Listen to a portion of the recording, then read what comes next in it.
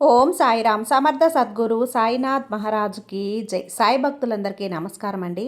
మన బాబాగారి దయవల్ల మనందరం బాగుండాలి, సంతోషంగా ఉండాలి అని చెప్పి మనస్ఫూర్తిగా కోరుకుంటూ ఈ రోజుటి వీడియో స్టార్ట్ చేస్తున్నాను ఫ్రెండ్స్.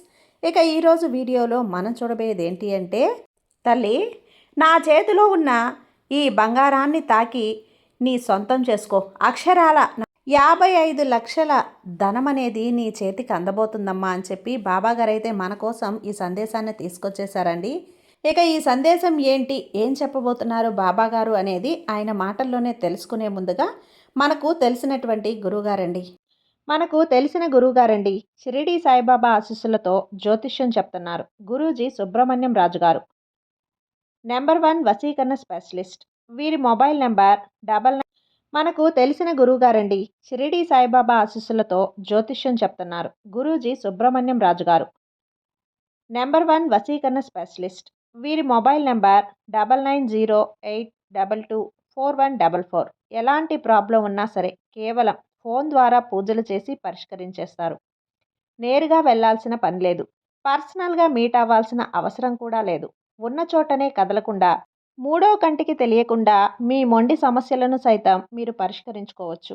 ప్రేమ, పెళ్లి, ఉద్యోగం, రాజకీయం, విదేశీ ప్రయాణం, ధనం నిలకడగా లేకపోవటం, భార్యాభర్తల మధ్య గొడవలు, ఆస్తి తగాదాలు, అప్పుల బాధలు, స్త్రీలు పురుషులు ఎటువంటి గుప్త సమస్యలున్నా సరే నెంబర్ 1 వశీకరణ స్పెషలిస్ట్. మీ మీద, మీ ఇంటి మీద చెడు ప్రయోగం జరిగినా, చేసి ఉన్నా కూడా నరదృష్టి, నరగోష్ట, సంతాన సమస్యలు, భార్యాభర్తల మధ్య, లవర్స్ మధ్య అనుమానాలున్నా, అపార్థాలున్నా, థర్డ్ పర్సన్ ఉన్నా సరే, అత్తాకోడళ్ళ మధ్య సఖ్యత లేకపోయినా ప్రతి ఒక్క ప్రాబ్లంకి చక్కటి సొల్యూషన్ ఇస్తున్నారండి. మీ వివరాలన్నీ కూడా సేఫ్ అండ్ సెక్యూర్గా ఉంచుతారు. మీకే కాదు, దేశ విదేశాల్లో ఉన్నవారు ఎలాంటి ప్రాబ్లమ్స్నైనా సరే పరిష్కరించుకుంటున్నారు. ఎంతోమంది విదేశాల్లో ఉన్నటువంటి వారు, దిక్కుతోచని పరిస్థితుల్లో, అయోమయ స్థితిలో ఉన్నవారు ఇప్పుడు గురువుగారికి కాల్ చేసి వాళ్ళ ప్రాబ్లమ్స్ని సాల్వ్ చేసుకొని ఈరోజు హ్యాపీగా లైఫ్ లీడ్ చేస్తూ చాలా సంతోషంగా ఉన్నారు. కాబట్టే స్క్రీన్ మీద ఉన్నటువంటి నెంబర్కి ఒక్కసారి కాల్ చేయండి. మీ ప్రాబ్లంని గురువుగారితో పంచుకోండి. ఖచ్చితంగా గురువుగారు మీ ప్రాబ్లంకి సొల్యూషన్ చూపిస్తారు. వీడియోలోకి వచ్చేస్తే, తల్లి ఈరోజు అక్షరాల విను, 55 లక్షల రూపాయల ధనం అనేది నీ చేతికి అందబోతుందమ్మా. కల్లా కపటం లేని నీ మనసు ఎవరిని కూడా బాధ పెట్టవు కదా. అలాంటప్పుడు ఎప్పుడు కూడా కొందరు మనుషులతో మాట్లాడాల కంటే కూడా నాలో నేనే మాట్లాడుకుంటూ చాలా గొప్పగా ఉంటుందని నువ్వు అనుకుంటూ ఉంటావు. నాకు ఏం కావాలో నీకు తెలుసు. అది ఈ బాబాని నువ్వు ఎప్పుడూ కూడా అడగొచ్చమ్మా. భయపడద్దు, ఎక్కువగా ఆలోచించొద్దు. తెలుసా, నాకు పూర్తిగా మీరే అండగా ఉన్నారనే ధైర్యం వస్తుంది. ఎప్పుడూ కూడా నువ్వు నన్ను నమ్ముకున్నావు.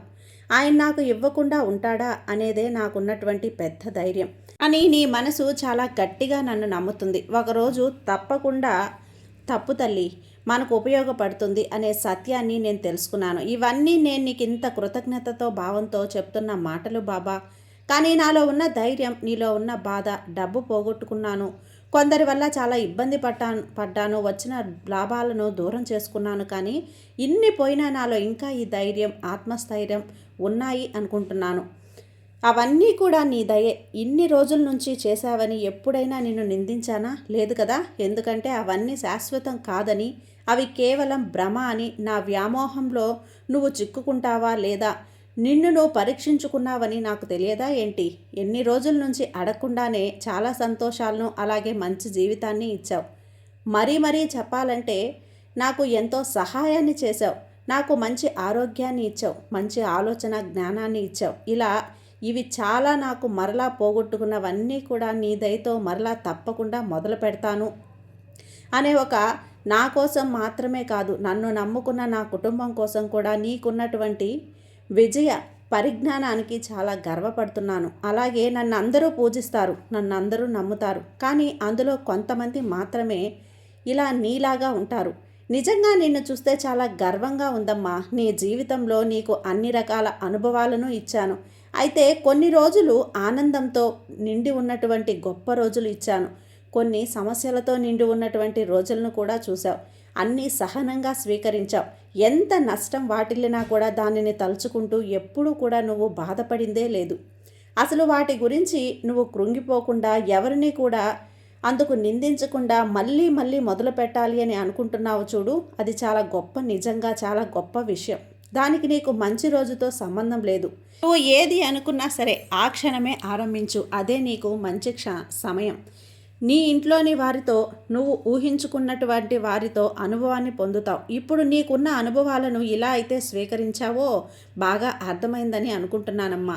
ఇక నిన్ను ఎవ్వరూ కూడా మోసం చేయలేరు, ఎవరూ ఏమీ చేయలేరు. మోసంతో కావచ్చు, మాటలతో, కుళ్ళుతో, ఏదైనా కావచ్చు, నిన్ను ఏమీ చేయలేరు బిడ్డ. నీ విజయాన్ని కూడా ఆపలేరు. ఎంత క్లిష్ట పరిస్థితులు ఎదురైనా నువ్వు సత్య మార్గాన్ని అనుసరించి వచ్చావు. నీ జీవితం కూడా ఇక నీకు అనుకూలంగా మారబోతుంది. నీ ఘటనతో అనుకోటువంటి లాభాన్ని నువ్వు తప్పకుండా చూస్తావు. నువ్వు ఏడ్చినటువంటి ప్రతి కన్నీటిని, నువ్వు చేసేటువంటి ప్రతి త్యాగాన్ని అన్నీ నేను చూస్తూ వచ్చాను. అవేమీ కూడా వ్యర్థం కావమ్మా. నాపై నమ్మకం కలిగి ఉన్నావు కదా, నా ఆశీస్సులు కూడా నీకు అంతే నిండుగా ఉంటాయి. నీ వెనుక నేనున్నాననే నమ్మకం కలిగి ఉండి నీకున్నటువంటి విచారాలన్నీ కూడా పక్కన పెట్టి ఏది జరిగినా నేను చూసుకుంటాను అనే ధైర్యంతో, నమ్మకంతో, ఓర్పుతో ఉన్నవారికి నేను ఎట్టి పరిస్థితుల్లో కూడా వదిలిపెట్టను. వారి చెయ్యని వదలను. అడుగడుగునా వారి వెన్నంటే ఉండి ధైర్యాన్ని ఇస్తూ ఉంటాను. ఎట్టి పరిస్థితుల్లోనూ ఎప్పుడూ కూడా విడిచిపెట్టను తల్లి. ఇది కేవలం నిమిత్త మాత్రుడననే అంతా కూడా భగవంతుడి యొక్క అనుగ్రహం వల్లే జరుగుతుంది. సకలం కూడా నాకు చక్కబడతాయి. ఆయనే కార్యం కోసం ఈరోజు నువ్వు నా అనేటువంటి ఒక ముఖ్యమైన పని చేయి తల్లి. నాకు ఇష్టమైనటువంటి అలాగే గురు అనుగ్రహాన్ని నీకు ఇంకా బలంగా ఉండేలా మార్చుకునేందుకు ఈరోజు నువ్వు తప్పకుండా ఒక మంచి మార్గాన్ని ఎంచుకోవాలి. తప్పకుండా నేను చెప్పినటువంటి విధానాన్ని అనుసరించాలి. నేను ఏది చెప్పినా కూడా నీ మంచి కోరే చెప్తానని భావించాలి. కేవలం నువ్వు సంతోషంగా ఉంటావని, నీకు ఈ బాబా అన్ని సూచనలు ఇస్తున్నాడని తెలుసుకోవాలి. నువ్వు సంతోషంగా ఉంటేనే నీ కుటుంబం కూడా సంతోషంగా ఉంటుంది. నీ కుటుంబం సంతోషంగా ఉంటేనే నేను కూడా ఇక్కడ సంతోషంగా ఉంటాను. ఇలా అనేటువంటి భావాన్ని, విషయాన్ని నువ్వు ఎప్పుడూ కూడా మర్చిపోవద్దు. ఈ రోజు నుండి గుడి ముందర కొంతమంది భిక్షకులు నీకు తోచినంత ధనం ఇచ్చి వారికి సహాయం చేయి. వారిలో ఉన్నవన్నీ వారిలో ఉన్నానని, అక్కడున్న వారిలో అందరిలో నేనున్నాను అని చెప్పి నువ్వు నమ్ము. చాలా రోజులుగా నువ్వు ఎప్పుడు కూడా బాధపడుతూ తప్పకుండా గెలిచానా, చేస్తానా, ఇది కఠినమైనటువంటి రహదారి అయినా అలసిపోయి విసిగిపోయి ఉన్నాను, అయినప్పటికీ నీ విజయానికి తప్పకుండా ఒక మంచి రహదారులను నేను తప్పకుండా అందిస్తాను, తెరచే ఉంచుతాను. నువ్వు అందులోకి ప్రవేశించు.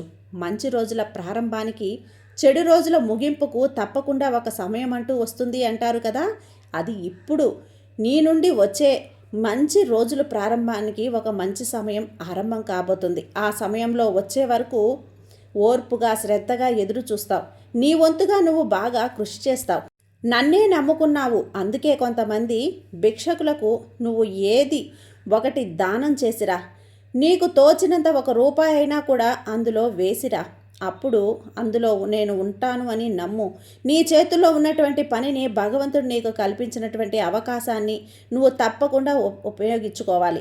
సమయాన్ని ఎప్పుడూ కూడా వృధా చేసుకోకూడదు. సమయం పోతే తిరిగి రాదు. నీకున్న బాధ్యతలు, విచారాలు అన్నింటినీ కూడా నాపై వేసి నిశ్చింతగా ఉన్నావు. నిజంగా చాలా గర్వపడాల్సినటువంటి విషయం తల్లి ఇది. ఎప్పుడూ కూడా నేను గర్వపడుతూనే ఉంటాను విషయం. ఎందుకంటే ఇన్ని బాధలు, సమస్యలు ఉన్నవారు కూడా ప్రతినిత్యం కూడా వాటి గురించి ఆలోచిస్తూ నిరుత్సాహంతో కుమిలిపోతూ ఉంటారు. కానీ నువ్వు మాత్రం ఎప్పుడు కూడా భగవంతుడు ఇచ్చిందే జీవితం, వాటిని స్వీకరించాలి. వాటన్నింటినీ కూడా తలుచుకోకుండా ఏది జరిగినా అంతా బాబా దయ అనుకుంటూ నీకు నువ్వే ధైర్యం చెప్పుకుంటూ ఓర్పుగా ఎదురు చూసినందుకు నీకు కృతజ్ఞతలు తెలియజేస్తున్నానమ్మా. నీలాగే అందరూ ఏదో ఒక రోజు నా జీవితంలో మంచి జరుగుతుంది, అద్భుతాలు తప్పకుండా చూస్తారు ఖచ్చితంగా అని ఆశగా ఎదురు చూస్తూ ఉన్న వారి జీవితాన్ని ఆనందమయం చేసేలా చేసుకోవాలనేదే నా ఈ కోరిక, నా ఈ ఆలోచన. ఎప్పుడు కూడా సంతోషంగా ఉంటారు. ఎప్పుడు కూడా మీ మనసును గాయపరుచుకోకుండా సంతోషంగా ఉండాలని నేను మీకు మరలా చెప్తున్నాను. మీకు నేను తెలియపరుస్తూ ఉన్నాను. అలాగే నీకు ఏదైనా సహాయం అందిస్తే చాలు, నువ్వు చాలా సంతోషంగా ఉంటావు. లేని ఎడల నాపై కోపాన్ని ప్రదర్శిస్తూ లేదా మరలా నీకు కష్టమో సమస్యో ఏదైనా వస్తే ఈ సాయి నీకు జ్ఞాపకం రావటం లేదు కదా? చేసిన మంచిని మర్చిపోవటం అనేది చాలా తప్పమ్మా. నిన్ను ఒక సమస్యలోనే కాదు, ఎన్నో ఒడిదుడుకుల్లోనూ, అలాగే నీకు కలిగినటువంటి ఎన్నో కష్టాల నుంచి నేను సహాయం అందించాను, నీకు అండగా నిలబడ్డాను. ఇప్పటి వరకు నీకు ఎదురైనటువంటి ప్రతి సమస్యను కూడా నేను ఎదురు నిలబడి మరీ పోరాడే విధంగా చేశాను. పెద్ద పెద్ద సమస్యలను సైతం చిన్న సమస్యలుగా మార్చి నిన్ను నేను చాలా జాగ్రత్తగా కాపాడుకుంటూ వచ్చాను. మరి అప్పుడు నీకు వచ్చిన కష్టం కానీ లేదా సమస్య కానీ అవన్నీ వాటంతటా అవి ఎలా వెళ్ళిపోయాయి అనుకుంటున్నావు? అవేమీ కాదు, కొన్ని నువ్వు చూసుకున్నటువంటి కర్మ ఫలితాలు, వాటి మూలంగా కొన్ని నీకు చేసినటువంటి సహాయాలు. మరి నీకు అప్పుడు నచ్చిన ఈ బాబా ఈరోజు మాత్రం నీకు కొన్ని కష్టాలు వాటిల్లడం వల్ల, వాటి ద్వారా నువ్వు పొందినటువంటి బాధల వల్ల నాపై పూర్తి నమ్మకాన్ని కోల్పోయావని నాకు బాగా అర్థమవుతుందమ్మా. విసిగిపోయినటువంటి నీ హృదయానికి ఇప్పుడు ఈ సాయి చెప్పే మాటలు అమృతపు చిలకలు అనిపిస్తున్నాయి కదా? ఒకటి మాత్రం నిజం, నా సహాయం ఎప్పుడూ ఒకేలా ఉంటుంది, అది ఏ స్థితిలో ఏ పరిస్థితుల్లో ఉన్నా కూడా. కాకపోతే కొన్నింటికి మాత్రం కాస్త ఆలస్యం అనేది జరుగుతుంది, అది చాలా సహజం. దానికే మీకున్నటువంటి సహనాన్ని నమ్మకాన్ని కోల్పోవటం నిజంగా చాలా బాధాకరం తల్లి. ఇన్నిసార్లు మిమ్మల్ని కాపాడిన మీ బాబా ఇప్పుడు మాత్రం ఎందుకు మీ పట్ల ఇలా ప్రవర్తిస్తున్నాడో కొంచెమైనా ఆలోచన చేయరా? లేదా నన్నే పరీక్షిస్తున్నారా? మీకున్న నమ్మకాన్ని నువ్వెందుకు కోల్పోయావో నీకే తెలియాలి.